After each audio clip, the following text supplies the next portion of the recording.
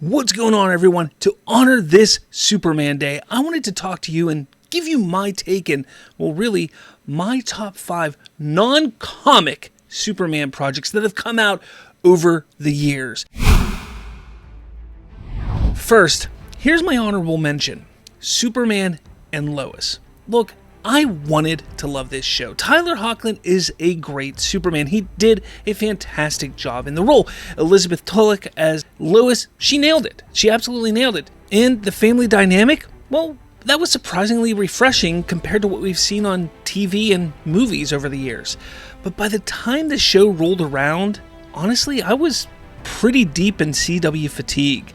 After a decade of watching everything on the CW, whether it was Flash or Arrow or Black Lightning, I just kind of got sick of it all. And Superman and Lois just kind of was another one of those. And sure, I dabbled in it. I watched the first season and caught bits and pieces here and there.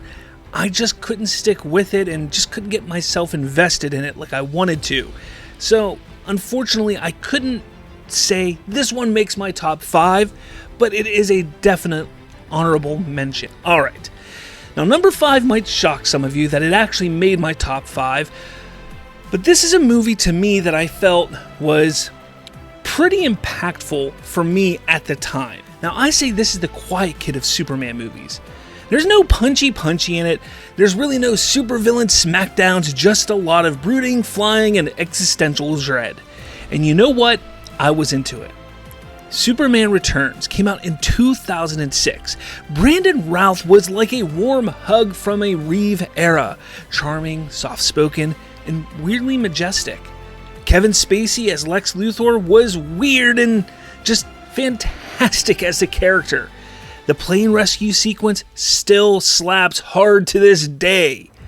Yeah, the lack of action was a bummer, and sure, the Superman had a kid, plot raised a few eyebrows, but at that point in my life, as I said, I was soaking up every bit of Superman that I could.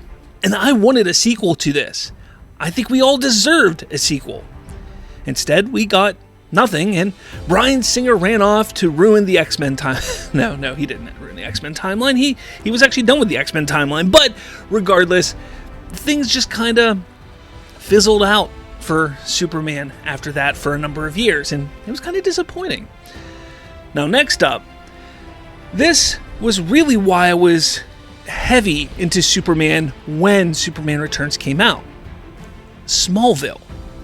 Now I was late to the party with Smallville. It was about 3 or 4 seasons deep before I really gave it a shot.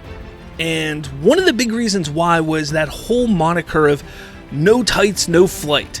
To me, that sounded like the dumbest role ever, as it was pitched like a Kryptonian Dawson's Creek, and I wasn't about that. But then I watched a few episodes, and boom, I was hooked. Clark and Lex's twisted friendship was pure gold. Clark and Lana's will they, won't they drama, yeah, it was a little soap opera fueled, but I still ate it up. And Chloe, forever the underrated. Sure, it got cheesy. Sure, the budget tried to do Avengers-level storytelling before the Avengers were a thing, with like $7 and a bag of Skittles.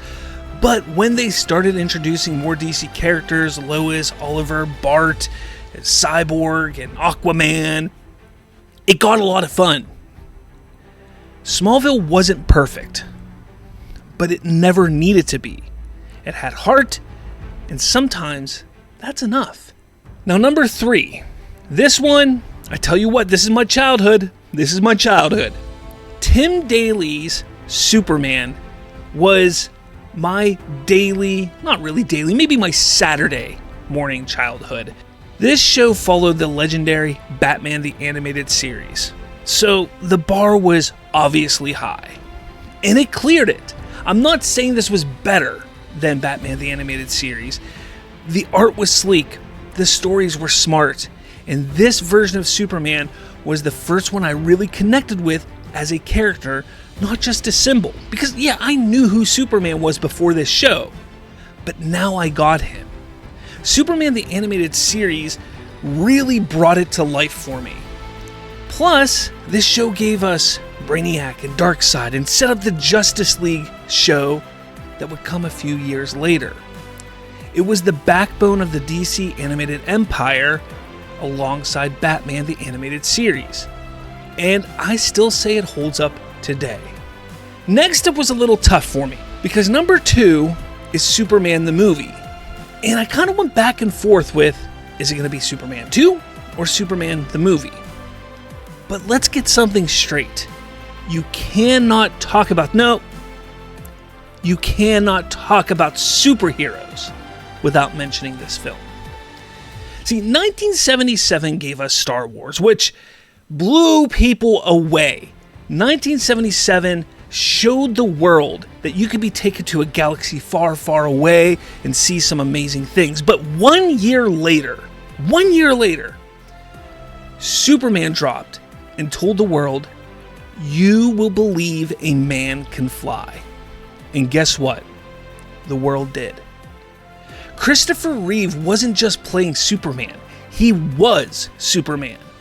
The charm, the sincerity, the ability to make glasses an actual disguise.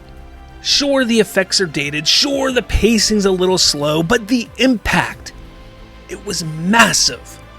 This movie made people believe in good, which was rare. If it's ever on, I'm watching it. No questions asked. And finally, number 1, which should come to no surprise to anyone who watches my channel. Yes, the big one, the crown jewel, the movie that still starts fights on the internet to this day. Man of Steel is everything I wanted Superman to be in the modern world. It ditched the 78 nostalgia trip and gave us something bold, emotional, and yes, very sci-fi. Henry Cavill didn't just wear the cape, he earned it. He brought that quiet strength, that internal conflict, that I want to help, but I don't know how yet vibe. He was a Superman we could actually relate to. And don't get me started on the Jesus parallels. Yeah, they've been done, but this movie actually used them to explore the burden of being Superman. The sacrifice, the weight, the hope. This film gave us a Superman with soul, and after 5 years of Marvel quips and punchline pacing, this movie hit like a freight train of feels. It was the Superman movie we needed, even if people weren't ready for it. Superman isn't just a cape and a logo. He's an idea, a challenge, a symbol. These projects, they each captured a piece of an idea. Some more flawed than others, but all of them made me feel something. And at the end of the day, that's why Superman still matters, right? I'd love to hear what your top 5 favorite Superman projects have been over the years. Let me know in the comments below. What do you think about my list? Do you think my list is on the money? Do you think it's a little wonky? I'd love to hear your thoughts and why you think my list is a little weird, or if it's right on, whatever. Let me know your thoughts in the comments below. Hit that like button, hit subscribe. And with all that said, I'll catch you all later.